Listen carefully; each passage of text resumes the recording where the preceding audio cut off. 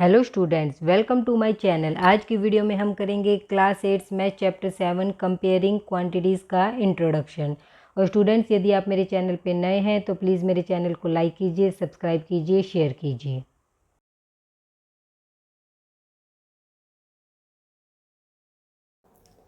Hello students, आज हम करेंगे class 8 math chapter 7 comparing quantities के इंट्रोडक्शन के बारे में। तो स्टूडेंट्स, आप इस चैप्टर के बारे में क्लास 7th में भी पढ़ चुके हैं कि कंपेयरिंग क्वांटिटीज़ क्या होती हैं।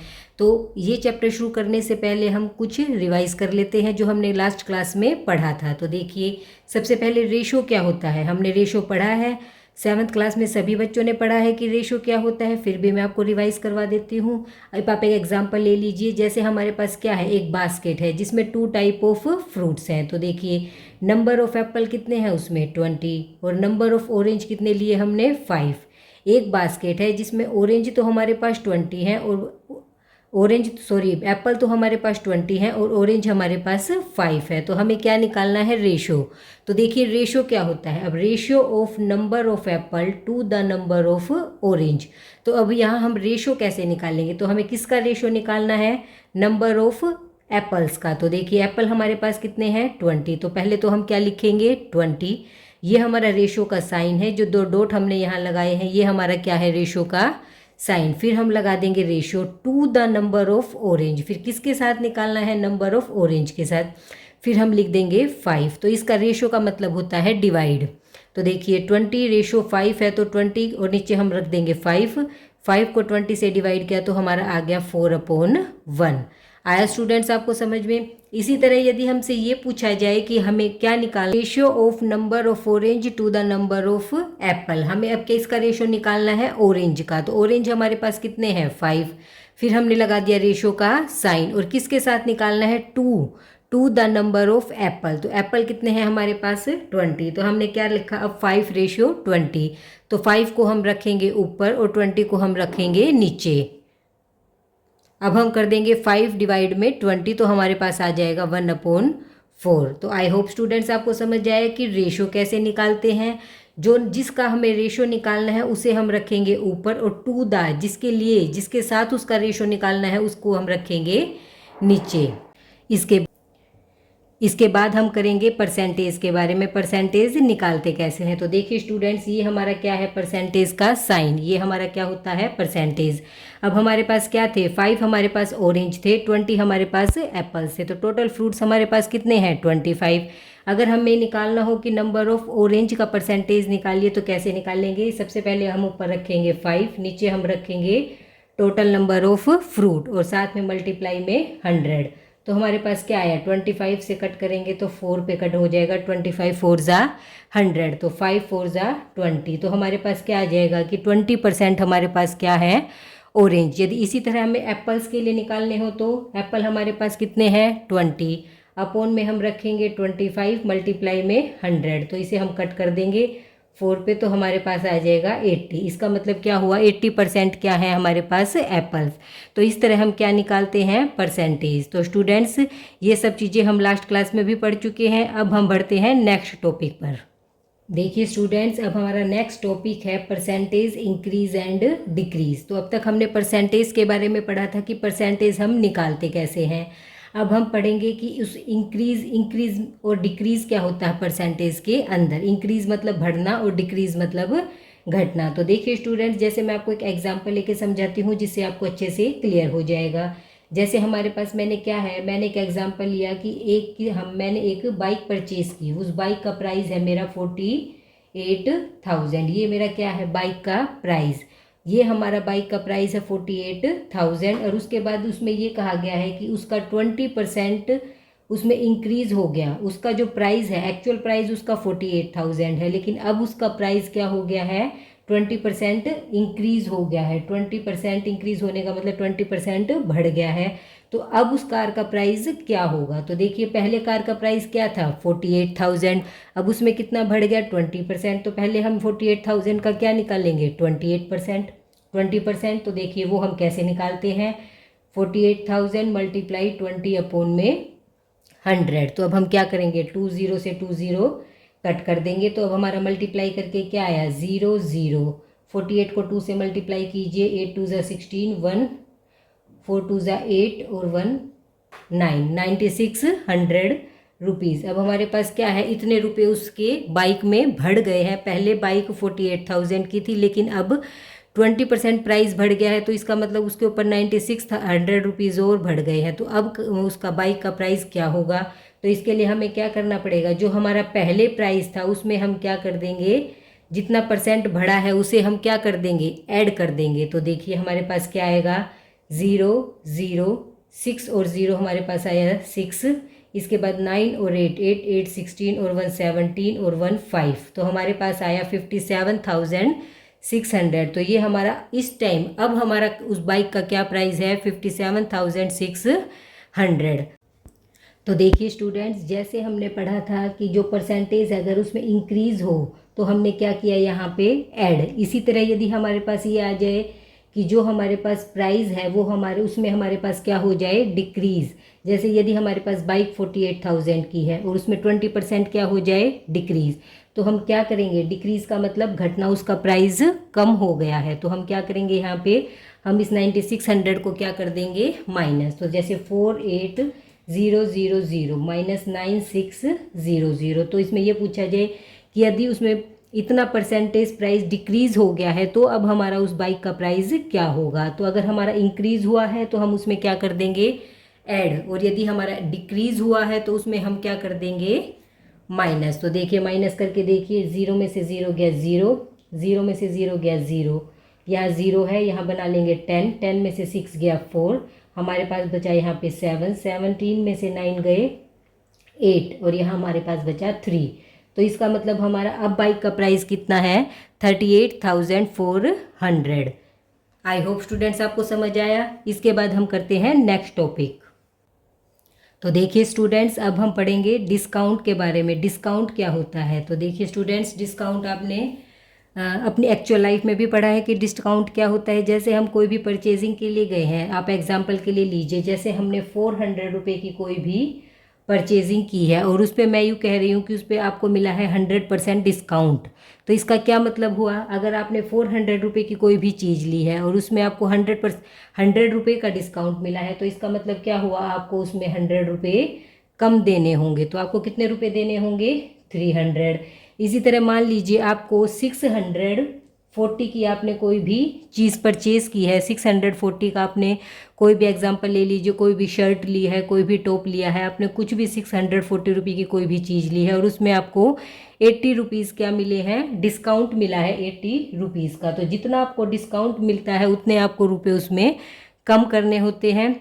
तो उसमें से हम क्या कर देंगे, 80 माइनस कर देंगे। तो हमारे पास क्या आया, 0, 14 में से 8 गया 6, फिर यहाँ पे हमारे पास बचा 5। तो आपको कितने रुपीज़ देने होंगे, 560। तो स्टूडेंट डिस्काउंट का क्या मतलब होता है, उतने हमें लेस करके देने होते हैं। तो ये तो था जो हमें डायरेक्ट बताया है कि हमें इतना डिस्काउंट मिला। यदि डिस्काउंट हमारे पास परसेंटेज में गिवन है तो हम कैसे निकालेंगे। जैसे अब हमारे पास यही देख लीजिए, अगर हमारे पास 400 रुपये की कोई भी चीज़ है और उस पर मुझे मिला है 10% डिस्काउंट, तो 10% डिस्काउंट का मतलब है, तो अब हम उसे कितने रुपए देने होंगे, जो हमारे पास 400 रुपये की चीज़ है, तो हमें क्या करना पड़ेगा, पहले उसका 10% निकालना होगा। तो परसेंटेज हम कैसे निकालते हैं, 10/100 मल्टीप्लाई में हमें किसका निकालना है, 10/400 हमें किसका निकालना है, 10% 400 का और मल्टीप्लाई में 100। तो देखिए हमारे पास क्या आया, 20 से 20 कट हो गई। अब हमारे पास क्या आ जाएगा, 2 2 जा 4, 2 5 जा,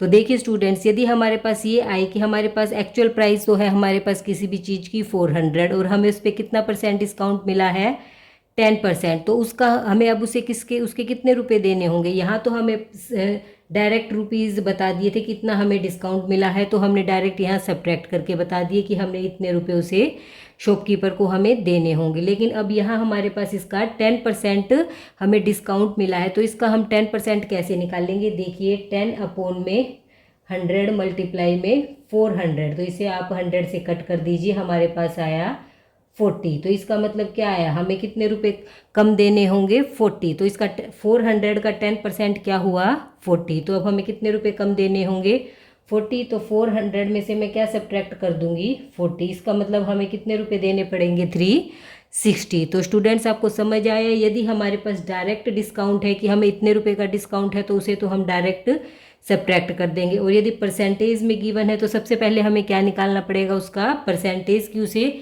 कितने रुपए का डिस्काउंट मिला है, पहले हम उसे रुपीज़ में कन्वर्ट करेंगे, फिर उसे हम एक्चुअल प्राइस में से सब्ट्रैक्ट करेंगे। उसके बाद हमें पता चलेगा कि वो चीज़ हमें कितने रुपए की पड़ी। स्टूडेंट्स आपको समझ आया। तो ये तो था हमारा डिस्काउंट के बारे में। और आपने अभी इंक्रीज और डिक्रीज परसेंटेज के बारे में भी पढ़ा था। तो जो डिस्काउंट है वो एक तरह से क्या है, वो भी एक तरह से डिक्रीज है, क्योंकि परसेंटेज डिक्रीज में भी हमारे पास क्या होता है, हम उसमें से माइनस करते हैं, और डिस्काउंट में भी क्या करते हैं, हम माइनस करते हैं। आई होप आपको समझ आया। इसके बाद हम करते हैं टैक्स के बारे में। तो स्टूडेंट्स ये देखिए, आप टैक्स के बारे में समझिए। यदि हमारे पास कोई भी चीज़ मार्केट में, हमें कोई भी चीज़ मान लो 400 रुपये की मिल रही है, और यदि उस पर ये कहा जाए कि उस पर 5% टैक्स है, उस पर कितना है 5 रुपये का टैक्स, अगर रुपीज़ में है 5 रुपये उस पर टैक्स लगा है, तो आपको वो चीज़ कितने की पड़ेगी। यहाँ आपको माइनस नहीं करना है, सेल्स टैक्स है हमारे पास, क्या है सेल्स टैक्स। तो वो चीज़ हमारे पास कितने की पड़ेगी, हमें 405 की। टैक्स हमेशा क्या होता है, टैक्स तो हमेशा ऐड होता है, जैसे डिस्काउंट हमेशा क्या होता है सब्ट्रैक्ट होता है, तो टैक्स हमेशा क्या होता है ऐड। तो वो चीज़ हमें बढ़ा के मिलती है जितने की वो हमारे पास प्राइस है, तो ये टैक्स सेल्स टैक्स भी उसमें क्या होगा ऐड होगा, तो वो चीज़ हमें कितने की पड़ेगी 405 की। इसी तरह परसेंटेज में टैक्स गिवन है, कितना परसेंट उस पर टैक्स लगा है, तो इसी तरह हम वो निकाल के ऐड कर सकते हैं। जैसे यदि हमारे पास कोई 400 रुपये की हमने कोई भी शर्ट ली 400 रुपये की, और उस पर हमें मिला है 5% हमारा उसका टैक्स लगा है, 5% क्या लगा है टैक्स।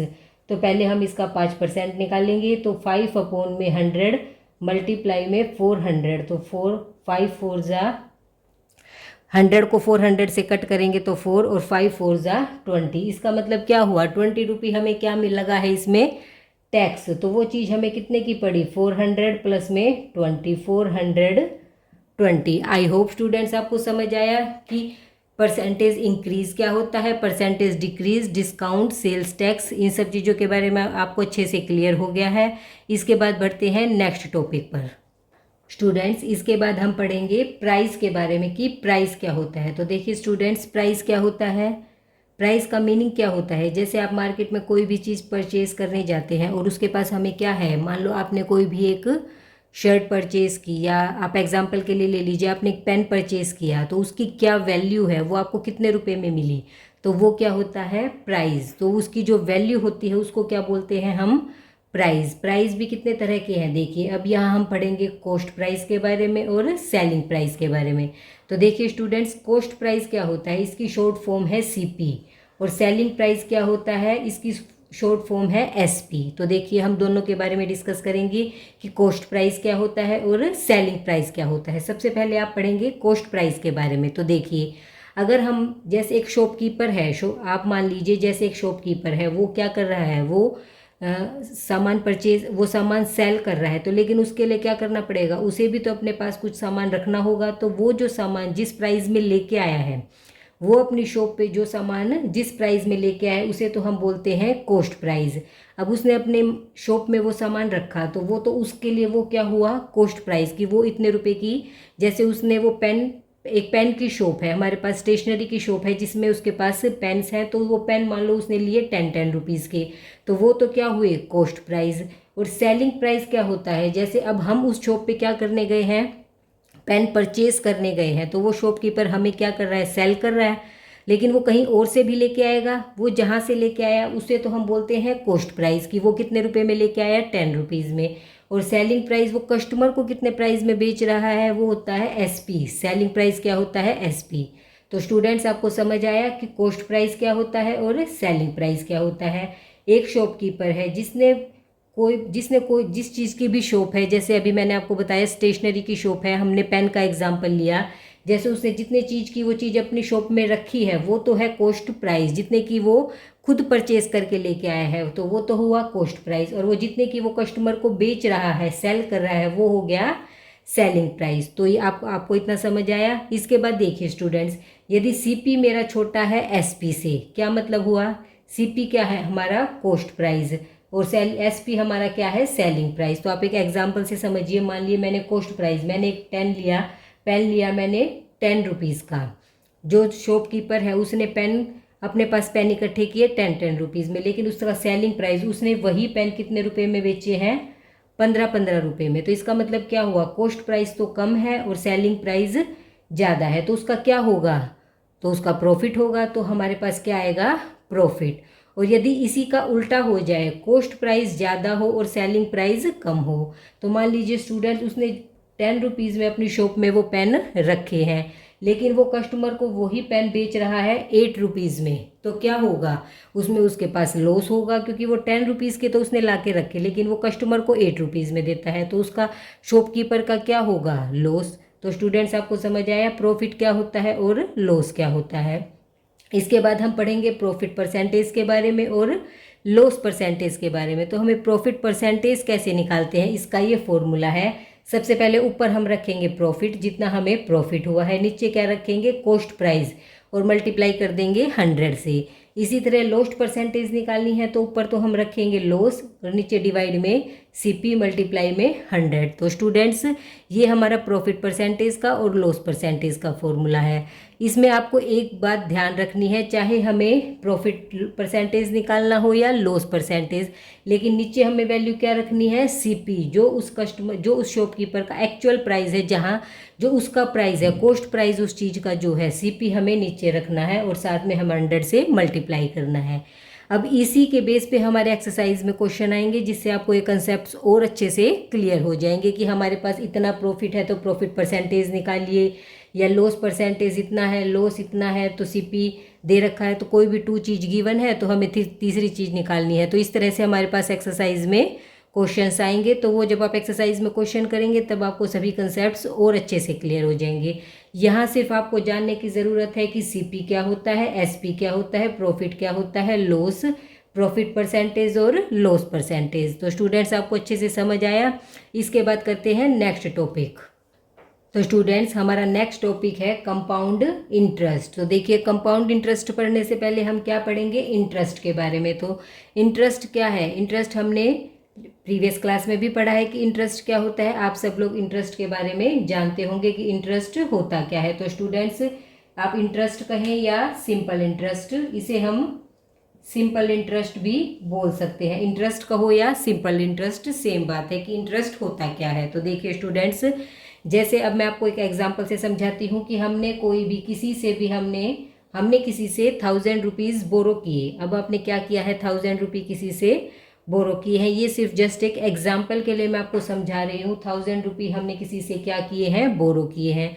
और फिर उसके बाद मैंने उसे कुछ टाइम के बाद मैं क्या कहूँगी उसे, कि मैं उसे कुछ टाइम के बाद वो पैसे वापस दे दूँगी। जैसे मैं कहूँगी मैं 2 ईयर के बाद मैं उसे वो वापस दूँगी 10% इंटरेस्ट पे। तो ये होता है इंटरेस्ट। 10% इंटरेस्ट का मतलब इसका 10% बढ़ा के देना। तो मैं इसका क्या दूंगी, 10% बढ़ा के दूंगी। तो इसका 10% क्या हुआ, 1000 का 10% क्या होगा, देखिए 10/100 मल्टीप्लाई में 1000। तो देखिए 2 0 से 2 0 कटी, हमें मिला 100। तो इसका मतलब इसका 10% क्या हुआ, 100। तो इसका मतलब क्या हुआ, उसे मुझे इतने रुपए बढ़ा के देने हैं। तो मेरे पास क्या आ जाएगा, इसमें मैं क्या कर दूंगी, 100 ऐड कर दूंगी। तो मेरे पास क्या आया, 0011। तो इसका मतलब मुझे उसे कितने रुपए देने होंगे, 1100 रुपीज़ मुझे उसे देने होंगे। तो स्टूडेंट्स आपको समझ आया कि सिंपल इंटरेस्ट क्या होता है। ये तो हम पहले भी पढ़ चुके हैं। तो जितने रुपए मैंने उससे बोरो किए उसे हम क्या बोलते थे, जैसे टोटल हमने रुपए बोरो किए उसे तो मैं बोलूँगी प्रिंसिपल। ये क्या है, प्रिंसिपल। और ये क्या होता है, ईयर, मतलब कितने टाइम के लिए बोरो किए, ये हमारा होता है टाइम। और इसके बाद परसेंटेज, कितने परसेंटेज पे हमने वो रुपए बोरो किए, ये हमारा होता है रेट। और इसके बाद ये क्या है, ये हमारा प्रिंसिपल, और मैंने इंटरेस्ट को ऐड किया तो ये हमारा होता है अमाउंट। तो स्टूडेंट्स ये सब चीज़ें आप पहले भी पढ़ चुके हैं कि ये हमारा प्रिंसिपल होता है, जितने रुपए हमने बोरो किए हैं, जितने टाइम के लिए किए हैं वो हमारा होता है टाइम, और जितने परसेंटेज पे किए होते हैं वो हमारा होता है रेट। फिर इसके बाद इंटरेस्ट और साथ में अमाउंट प्रिंसिपल को हम ऐड कर देंगे तो वो हमारा क्या निकल आएगा, अमाउंट। तो ये सिंपल इंटरेस्ट तो हम पहले भी पढ़ चुके हैं, लेकिन अब हम यहाँ क्या पढ़ेंगे, यहाँ हम पढ़ेंगे कंपाउंड इंटरेस्ट के बारे में। तो देखिए कंपाउंड इंटरेस्ट क्या होता है। तो देखिए स्टूडेंट्स, अब हम देखेंगे कि सिंपल इंटरेस्ट क्या होता है और कंपाउंड इंटरेस्ट क्या होता है। अभी तक हमने आपको इंटरेस्ट के बारे में बताया, प्रिंसिपल, रेट और टाइम के बारे में मैं आपको बता चुकी हूँ। अब हम सिंपल इंटरेस्ट और कंपाउंड इंटरेस्ट के बारे में जानेंगे कि दोनों के बीच में क्या डिफरेंस होता है और सिंपल इंटरेस्ट क्या होता है और कंपाउंड इंटरेस्ट क्या होता है। तो देखिए सबसे पहले हमें गिवन है कि प्रिंसिपल है 1000 रुपीज़, रेट है 10%, टाइम है 3 ईयर्स। तो सबसे पहले आप इसका मतलब समझिए कि प्रिंसिपल 1000 रुपीज़ का क्या मतलब है कि आपने किसी से 1000 रुपीज़ बोरो किए, तो वो रुपये क्या हुए, वो हमारा क्या हुआ, प्रिंसिपल। रेट का क्या मतलब होता है, 10% का। 10% का मतलब आपने जो रुपये लिए हैं वो जब आप उसे वापस दोगे तो आप किस इंटरेस्ट पे दोगे, 10% के इंटरेस्ट पे दोगे। तो ये हमारा क्या है, रेट। और 3 ईयर्स का क्या मतलब है, 3 ईयर्स का मतलब है कि आपने वो रुपए लिए हैं 3 साल के लिए। 3 साल तक आप उन रुपयों को बिल्कुल भी टच नहीं करोगे, उन रुपयों को आपको छेड़ोगे नहीं। वो 3 साल के बाद ही आपको वो रुपए वापस देने हैं। आपने किसी से रुपए बोरो किए हैं तो आपको वो रुपए 3 साल के बाद वापस देने हैं। तो आपका इंटरेस्ट क्या आएगा, तो इसमें हम देखते हैं इन्हीं रुपयों के ऊपर। अगर आपने 1000 रुपीज़ किसी से बोरो किए हैं 10% इंटरेस्ट पे और 3 ईयर्स के लिए, तो उसी पे हम निकालेंगे सिंपल इंटरेस्ट और उसी पे हम निकालेंगे कंपाउंड इंटरेस्ट। तो देखिए सबसे पहले फर्स्ट ईयर के लिए देखिए, 1 साल के बाद आपको कितना इंटरेस्ट देना होगा। आपने लिए हैं 1000 रुपीज़ और आपने 1000 रुपीज़ कितने इंटरेस्ट पे लिए हैं, 10 पे। तो 10 अपॉन में 100 और कितने साल के, 1 साल के बाद। तो देखिए 1 साल के बाद आप उसे कितना इंटरेस्ट देंगे, 20 से मैंने 20 कट कर दी तो मेरे पास आया 100। तो 1 साल के बाद जब आप उसे रुपए वापस देंगे, आपको सिर्फ आपने ये रुपए लिए हैं 3 साल के लिए, लेकिन आपको इंटरेस्ट 1 साल के बाद यदि आप उसे इंटरेस्ट दोगे तो आपको कितने रुपए देना होगा, 100 रुपये। और वो अमाउंट क्या बन जाएगी, 1000 रुपीज़ प्लस में 100, तो वो अमाउंट बन जाएगी 1100। क्योंकि अमाउंट क्या होती है जिसमें प्रिंसिपल, और इसका मतलब अब आपको 1100 रुपये उसको वापस देने हैं। तो ये आपको 1 साल के बाद देने हैं, लेकिन उसके बाद दूसरा साल शुरू हो चुका है, दूसरे साल आपका इंटरेस्ट लगना फिर शुरू हो गया। तो आप क्या करेंगे, 1000 रुपीज़ के ऊपर दूसरे साल का इंटरेस्ट फिर से निकाल लेंगे। तो देखिए फिर से क्या आएगा, फिर हमारा क्या आ जाएगा, वही इसमें 20 से 20 कटी तो हमारा क्या आ गया, 100। अब आपने 1100 रुपये आपके पास उसके जमा थे, अब आपने 100 रुपये आपको उसको इंटरेस्ट दूसरे साल और देना है। तो आपका अमाउंट क्या बन जाएगा, जो दूसरे साल आप उसे देंगे 1100 में आप 100 प्लस कर देंगे तो आपको उसे 2 साल के बाद देने हैं 1200 रुपीज़।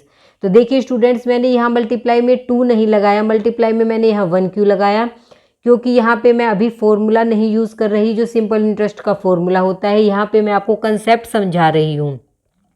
यहाँ पे मैं आपको कंसेप्ट समझा रही हूँ कि 1 साल के लिए अगर हम रुपए बोरो करें तो हमें उसे कैसे इंटरेस्ट देना होता है। अगर 2 साल के लिए बोरो करें तो 1 साल का मैंने अमाउंट जोड़ दिया यहाँ पे 1100 रुपये, फिर दूसरे साल शुरू हुआ, दूसरा साल भी हमने क्या किया, उसका इंटरेस्ट निकाला 100 रुपीज़। तो हमारा आ गया उस अमाउंट में, जो अमाउंट हमारे पास उसकी जमा हो गई थी 1100, उसमें मैंने 100 रुपीज़ और ऐड कर दिए।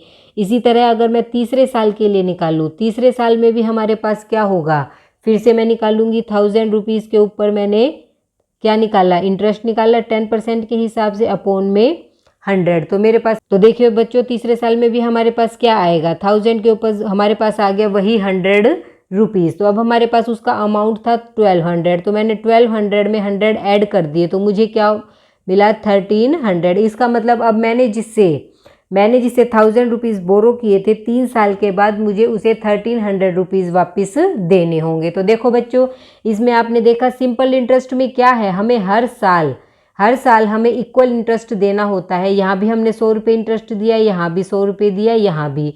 तो आप कितने टाइम के लिए भी रुपये बोरो करो, लेकिन आपको इंटरेस्ट, जो रेट ऑफ इंटरेस्ट हमें गिवन है वो हमें तीनों हर साल इक्वल देना होता है, चाहे वो 5 साल हो 10 साल हो, हर साल हमारा इंटरेस्ट सेम रहेगा।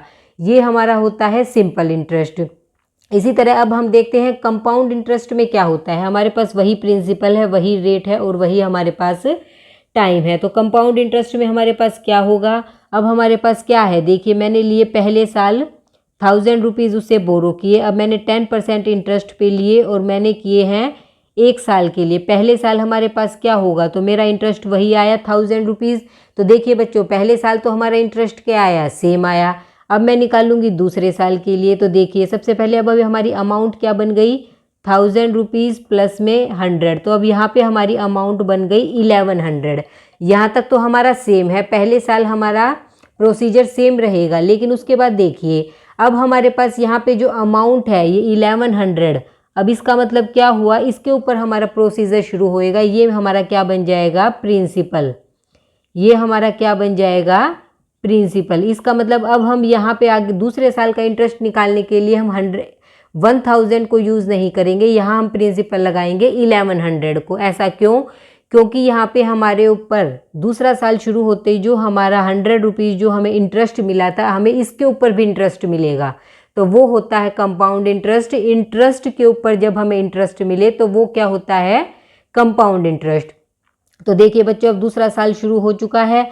अब हमारे पास कितने रुपए जमा है, 1100। तो अब हम क्या निकालेंगे, 1100 का कितना ब्याज होगा, कितना इंटरेस्ट होगा, मल्टीप्लाई अपॉन में 1। तो हमारे पास आ जाएगा 10 से 10 कटी, 10 से 10, तो 110। तो अब हमें कितना इंटरेस्ट मिला, 110। अब हमारे पास अमाउंट कितनी थी, 1100, और साथ में अब हमें मिल गया 110 इसका इंटरेस्ट। तो हमारे पास क्या हुआ, 0 1 2 1। तो अब हमारे पास कितने रुपए इकट्ठे हो गए, 1210।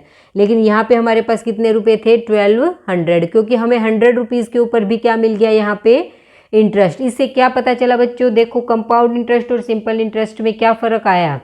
सिंपल इंटरेस्ट में तो हमारे पास क्या होगा, सिंपल इंटरेस्ट में तो हमारे पास हर साल हमें सेम इंटरेस्ट मिलेगा। लेकिन कंपाउंड इंटरेस्ट में क्या होगा, हमारा इंटरेस्ट हर साल बढ़ता रहेगा। जो इंटरेस्ट हमारा साल के एंड में हमें मिल चुका, अगले साल हमें उस इंटरेस्ट पे भी क्या मिलेगा, इंटरेस्ट। तो ये हमारा फ़र्क है सिंपल इंटरेस्ट और कंपाउंड इंटरेस्ट में। तो देखिए बच्चों, अब मैं निकाल लूँगी तीसरे साल के लिए कि थर्ड ईयर हमारा इंटरेस्ट कितना रहेगा। तो इसके लिए हमें क्या करेंगे, हमारे पास प्रिंसिपल क्या आएगा, अब यहाँ पे 1210, ये मेरा क्या बन चुका है, प्रिंसिपल। अब 1210 को मैं क्या करूँगी, अब 10 अपॉन में 100 मल्टीप्लाई में 1। तो देखिए 10 से 10 कटी, 10 से 1, तो यहाँ पे आ गया 121। अब हमें किसके ऊपर ब्याज मिला है, हमें 1210 के ऊपर हमारा इंटरेस्ट आया है 121। अब हमें तीसरे साल इतना इंटरेस्ट मिला है। तो अब हमारा यहाँ अमाउंट कितना हो जाएगा, अब हम कर देंगे 1210 और 121 को ऐड। तो 1210 प्लस में 121 दोनों को ऐड कर दीजिए, 1331। इसका मतलब अब मेरा कितना आया इंटरेस्ट, 1331। तो ये मेरा क्या आया, इंटरेस्ट। तो देखिए बच्चों, इसमें हमारा हर साल क्या है, इंटरेस्ट बढ़ता जा रहा है, क्योंकि हमें इंटरेस्ट के ऊपर भी क्या मिलता जा रहा है, इंटरेस्ट। लेकिन सिंपल इंटरेस्ट में हमें इंटरेस्ट के ऊपर इंटरेस्ट नहीं मिलेगा, चाहे हमने रुपए कितने साल के लिए बोरो किए हो या हम कितने साल के लिए रुपए किसी को उधार दे रहे हैं, हमारा इंटरेस्ट सेम रहेगा। लेकिन कंपाउंड इंटरेस्ट में क्या होगा, अगर हम रुपए किसी को किसी को उधार दे रहे हैं या किसी से उधार ले रहे हैं, तो हर साल हमारा इंटरेस्ट क्या होगा, बढ़ता रहेगा, क्योंकि हमें इंटरेस्ट के ऊपर भी क्या मिलेगा, इंटरेस्ट।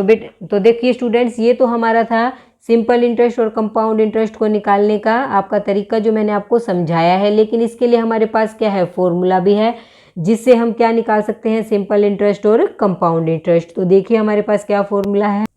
तो देखिए स्टूडेंट्स, अब हम देखते हैं कि सिंपल इंटरेस्ट और कंपाउंड इंटरेस्ट को हम फॉर्मूले से कैसे निकालते हैं। अभी तक तो मैंने आपको इसके कंसेप्ट समझाए कि सिंपल इंटरेस्ट क्या होता है और कंपाउंड इंटरेस्ट क्या होता है। अगर आपको क्वेश्चंस गिवन है कि सिंपल इंटरेस्ट निकालिए या कंपाउंड इंटरेस्ट निकालिए, तो आप क्वेश्चंस की हेल्प से, तो आप इन फॉर्मूले की हेल्प से आप क्वेश्चन कैसे सोल्व करेंगे। आपके पास प्रिंसिपल गिवन है, रेट गिवन है और टाइम गिवन है। अगर आपको निकालना है सिंपल इंटरेस्ट, तो सिंपल इंटरेस्ट कैसे निकालेंगे, प्रिंसिपल मल्टीप्लाई में रेट मल्टीप्लाई में टाइम अपॉन में 100।